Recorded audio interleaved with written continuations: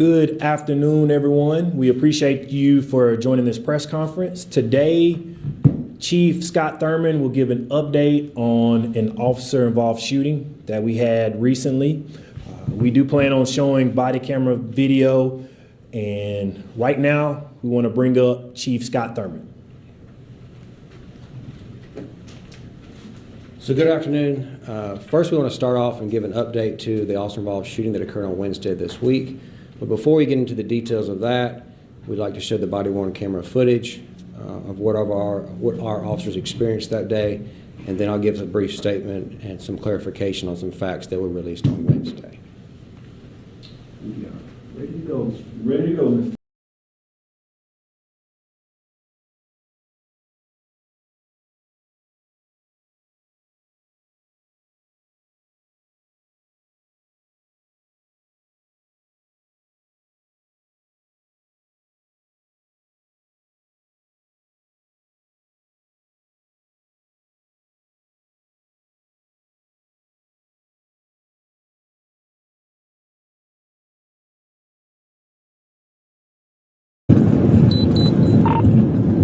Stopping the report right now.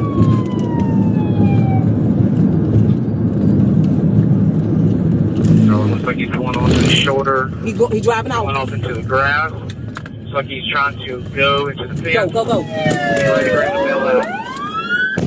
Go down. Get on the fucking ground. Jump the gun.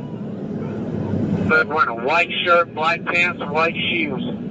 Running eastbound off the shoulder of the interstate. They got a gun in there.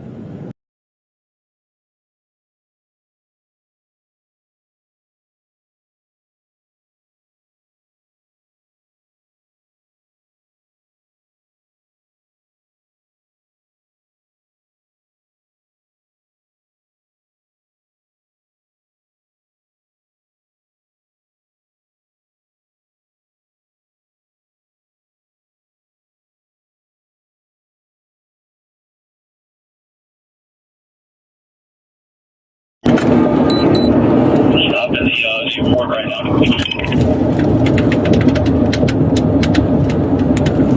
So it looks like he's going onto the shoulder. Going off into the grass. Looks like he's trying to go into the fence. Get ready to bring the bill out. Get on the fucking ground. Jump the gun. Jump the fucking gun. Hey, back up, TK. Jump the gun. Jump the fucking gun. Jump the fucking gun! Jump the gun!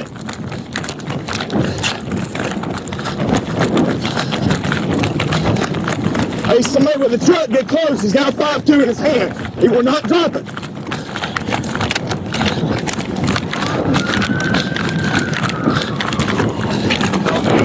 He just threw the gun. Don't you pick that gun up!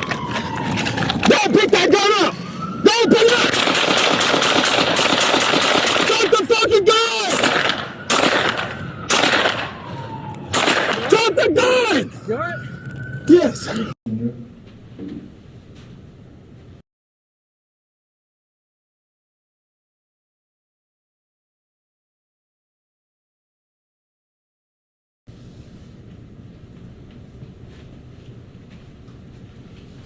So that video is now on our YouTube page and will be on our Facebook page after this presentation.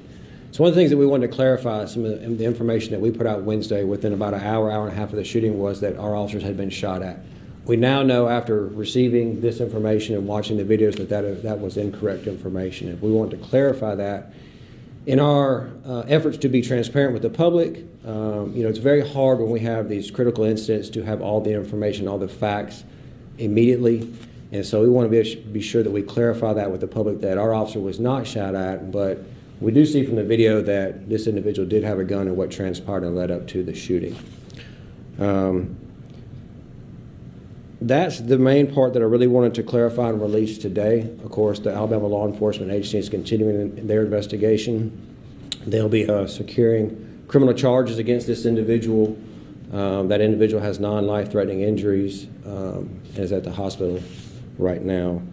So one of the things that we will be doing moving forward is putting some procedures in place so that we can get better information out to the media and to the public moving forward so we don't have these incidents occur in the future. What was the initial traffic stop for? So it was an investigatory traffic stop for some criminal activity that the officers had witnessed prior to this event. And what is Birmingham Police Department's protocol when someone has a gun presenting, you know, a danger not just to officers but busy interstate and in the community? They able to, you know, fire their shots in this case at a suspect? If those officers believe that their life or the life of another was in danger, then they're able to take action. You saw the passerby video, of course, that's made its rounds on social media, and would probably agree that just that part of it doesn't look great. It gives a different view, and so as you all would probably agree today, we've seen a much different angle with some additional information that was displayed on the video. So that's why we want to release that to the public, to you all, in our effort just to be more transparent. The family says it's now been 48 hours since the shooting, and they have not yet been able to see their loved one. Is that a police policy or? So it has not been 48 hours because that was Wednesday at 4 p.m. So 48 hours won't be until today at 4 p.m. Okay, so it's been 46 hours. So when someone is charged on felony charges, they can be held up to 48 hours, just as we would hold them in a city jail for 48 hours. They're able to see how visitors or make phone calls during that 48 hours, which is the situation that we have before us today. The Alabama law enforcement agency will secure warrants before that 48 hours is up. Has anybody been in contact with the family about the nature of his injuries or any other? I'm unaware if they have. Because Alabama law enforcement agency is the lead investigating agency, I don't know if they've spoken to them or not. Is the officer that was involved that we saw in the video, are they back at work or on some type of paid leave They're at on this time? administrative leave right now. That's paid, correct? Yes. How many units responded? Was it 2? There was multiple units. And that's because of the prior. Right. All right, everyone. Thank you. Thank you.